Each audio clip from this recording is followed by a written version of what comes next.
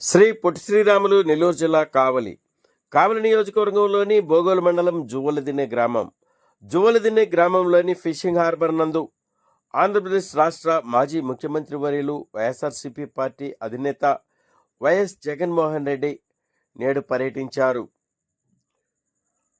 YSRCP party ప్రభుత్వంలో Juvvaladinne fishing harbour మత్స్యకారులకు కానుకగా ఇస్తూ మత్స్యకారుల కుటుంబాలు ఆర్థిక అభివృద్ధికి, వారి జీవన విధానం మెరుగుపడే విధంగా ఉండేందుకు మత్స్యకారుల అభివృద్ధి ధ్యేయంగా జువ్వలదిన్నె ఫిషింగ్ హార్బర్ ఏర్పాటు చేసినట్లు నేడు కూటమి ప్రభుత్వంలో ఆంధ్రప్రదేశ్ రాష్ట్ర ముఖ్యమంత్రి వర్యులు నారా చంద్రబాబు నాయుడు, భారతదేశ ప్రధాని నరేంద్ర మోడీ, ఆనాటి వైఎస్ఆర్సీపీ పార్టీ ముఖ్యమంత్రిగా వైఎస్ జగన్మోహన్ రెడ్డి జువ్వలదిన్నె ఫిషింగ్ హార్బర్ను జాతికి అంకితం చేయగా,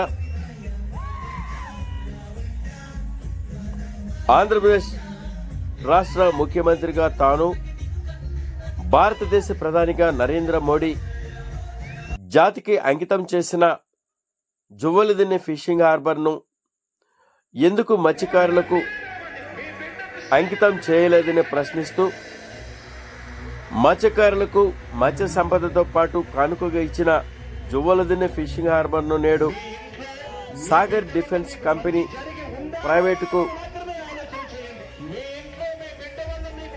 జువ్వలదిన్నె ఫిషింగ్ హార్బర్ భూభాగాన్ని కేటాయించడంపై ఆంధ్రప్రదేశ్ రాష్ట్ర ముఖ్యమంత్రి వర్యులు నారా చంద్రబాబు నాయుడు విధానాలు పై కార్యక్రమంలో ప్రతాప్ కుమార్ రెడ్డి ఇన్ఛార్జ్ నువ్వు ఏ రోజు కూడా ఈ మాదిరిగా మత్స్యకారుల గురించి కానీ రాష్ట్రం గురించి కానీ ఏ రోజు ఆలోచన చేయలేదు. ఈ మాదిరిగా పోటీలు కట్టాలని కానీ, ఈ మాదిరిగా మత్స్యకారులకు మేలు చేస్తూ ఫిషింగ్ హార్బర్లు కట్టాలని కానీ, ఫిష్ ల్యాండింగ్ సెంటర్లు కట్టాలని చెప్పి కానీ ఏ రోజు నువ్వు ఆలోచన చేయలేదు. ఏ రోజు నువ్వు ఆలోచన చేయలేదు. ఏ రోజు వాళ్ళకు మంచి జరిపించే కార్యక్రమం చేయలేదు. చివరకు నువ్వు ఎలాగూ చేయలేకపోతుంది. కనీసం జగన్ చేసిన పని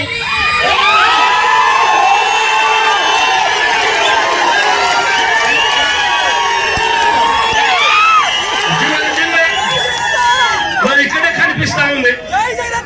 ఆశ్చర్యం ఏమిటో తెలుసా? ఈ జువ్వలదిన్నె ప్రాజెక్టు తయారైపోయి 2 సంవత్సరాలు అయిపోతా ఉంది.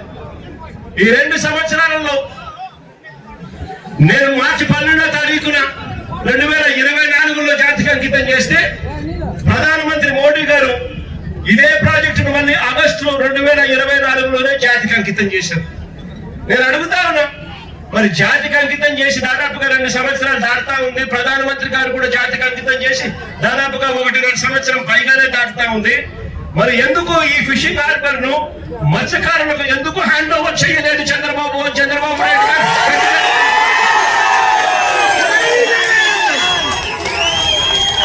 ఇక్కడ ఇదే ఫిషింగ్ హార్బర్ లో మత్స్యకారుల జీవితాలు మార్చాలి అని చెప్పి ఆరాటంతో ఆ రోజు ఇక్కడ ఫిషింగ్ హార్బర్ తీసుకుని రావడమే కాకుండా దాదాపుగా 1250 బోట్లు, దాదాపుగా 1250 మెకనైజ్డ్ మోటరైజ్డ్ బోట్లు ఇక్కడే ఒకేసారి యాంకర్ చేసుకుని వీళ్ళందరూ కూడా దాదాపుగా 25,000 కుటుంబాలు దీని మీద ఆధారపడి బతికే విధంగా ఈ ఫిషింగ్ హార్బర్ ప్రణాళిక చేయడం జరిగింది.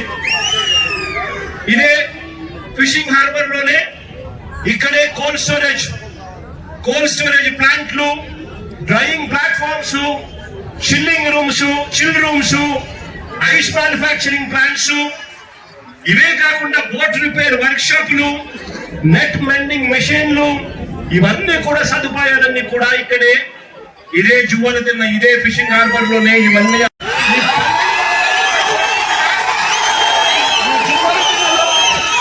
ఈ మత్స్యకారులందరికీ కూడా ఇప్పటికే అందుండేటివి. వాళ్ళు కేవలం 10% పెట్టుంటే చాలు, మిగిలిన 90% రాష్ట్ర ప్రభుత్వము బ్యాంకు లోన్ల ద్వారా వాళ్ళకు వచ్చేటి.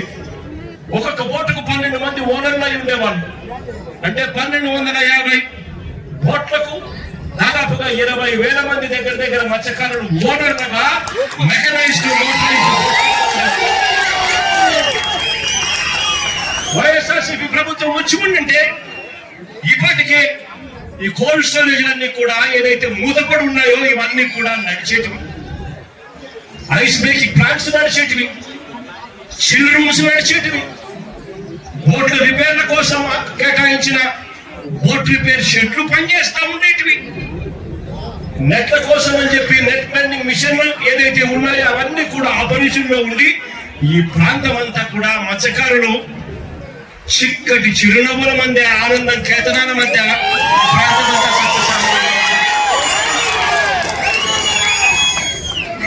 దురదృష్టవశాత్తు అది జరగకపోవడంతో ఈరోజు మత్స్యకారుల జీవితాలన్నీ కూడా చిన్న భిన్నమైపోతా ఉన్న పరిస్థితులు మన కళ్ళ ఎదుటే కనిపిస్తా ఉన్నాయి. ఇంకా అన్నిటికన్నా దారుణం ఏమిటో తెలుసా, ఈ జూవనదిన్న ప్రాజెక్టులో ఇక్కడ డిఫెన్స్ సాగర్ డిఫెన్స్ అంటే ఒక ప్రైవేట్ డిఫెన్స్ కంపెనీకి చంద్రబాబు నాయుడు గారు ఇక్కడ భూములు కేటాయిస్తారు. ఉన్న 79 ఎకరాలలో సగం ఈ ప్రైవేట్ డిఫెన్స్ ఫ్యాక్టరీకి చంద్రబాబు నాయుడు గారు కేటాయిస్తారు. అంటే నేను అర్థం ఇక మత్స్యకారులకు ఇక్కడ నుంచి కూడా తరివేసే కార్యక్రమం చేస్తా ఉన్నాడు చంద్రబాబు నాయుడు గారు. నేను అడుగుతా ఉన్నా చంద్రబాబు నాయుడు గారిని, ధర్మమేనా న్యాయమేనా అని అడుగుతా ఉన్నా ఇదే మనిషి చంద్రబాబు నాయుడు గారిని. మత్స్యకారుల కోసం ఫిషింగ్ హార్బర్లు జగన్ నిర్మిస్తే నువ్వు చేస్తా ఉన్నది ఏంటయ్యా, దీన్ని కూడా దోచుకునే కార్యక్రమం చేస్తా ఉన్నావు. ప్రైవేట్ వాళ్ళకి నువ్వు ఇవ్వాలి అనుకుంటే పక్కన కృష్ణపట్నం పోర్ట్ ఉంది, ఆ పోర్ట్ లో కావాలంటే దండిగా ల్యాండ్ ఉంది, అక్కడ కావాలంటే వాళ్ళకి ఇచ్చుకోవచ్చు. కానీ ఇక్కడ మత్స్యకారులను పొట్టగొట్టడం ఎందుకు చంద్రబాబు అని చెప్పి చంద్రబాబు నాయుడు గారిని గట్టిగా వార్నింగ్ కూడా ఇస్తా ఉన్నా.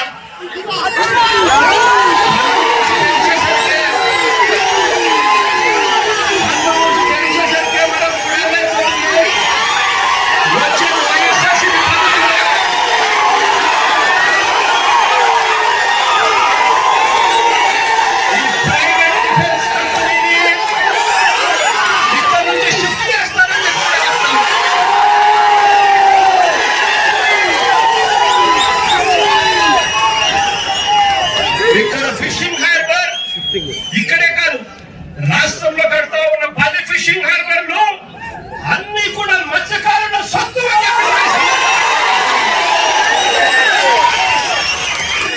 దీన్ని ఎవరు కూడా వాళ్ళ దగ్గర నుంచి తీసేయలేరు.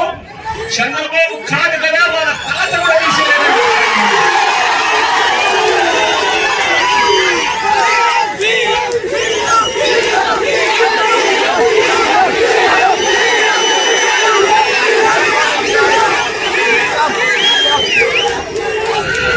ఇంకా అన్నిటికన్నా విచిత్రం ఏమిటో తెలుసా, చంద్రబాబు నాయుడు గారి ప్రభుత్వం దేవుడు చూస్తూ ఊరుకోడు, ప్రజలు దేవుడు మొట్టకాయలు వేసే రోజులు త్వరలోనే ఉందని చెప్తూ మీ అందరికీ కూడా భరోసా ఇస్తా ఉన్నాడు. కళ్ళు తెరిచేసరికి మన ప్రభుత్వం వస్తుంది. మన ప్రభుత్వం వచ్చిన తర్వాత కూడా ఈ ఫిషింగ్ హార్బర్ మీ హక్కుగానే ఇస్తాము.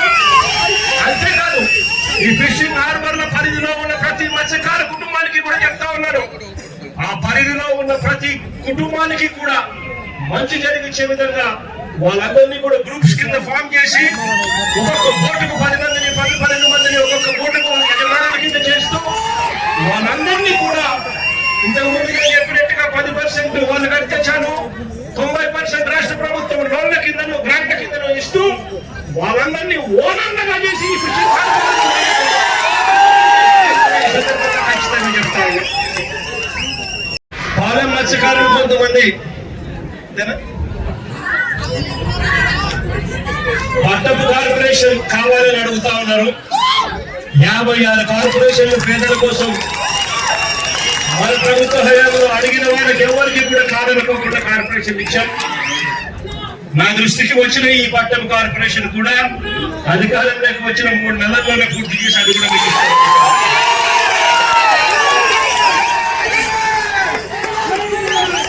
మరొకసారి మీ అందరికీ కూడా భరోసానిస్తూ మంచి జరగాలి, దేవుడు ఖచ్చితంగా మంచి జరిగిస్తాడు. కాస్త భరోసాను మీ అందరికీ ఇవ్వడం కోసం, మీ అందరి కష్టాల్లో పాలు పంచుకునే దాని కోసం ఈ రోజు మీకు సంఘీభావంగా ఈ రోజు తెలపడం కోసం నేను వచ్చి మీ అందరి ఆప్యాయతలకు పేరు పేరున మరొకసారి హృదయపూర్వకంగా చేతులు జోడించి